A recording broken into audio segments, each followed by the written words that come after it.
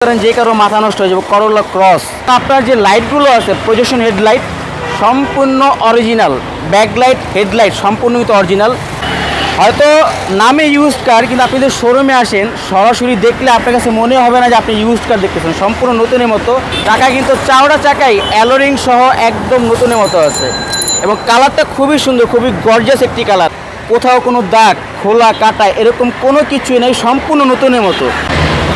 আসসালামু আলাইকুম সবাই দর্শক, তো আরপি কার সেন্টার থেকে আপনাদের জন্য খুব সুন্দর, খুবই আকর্ষণীয় গাড়ি নিয়ে হাজির হলাম।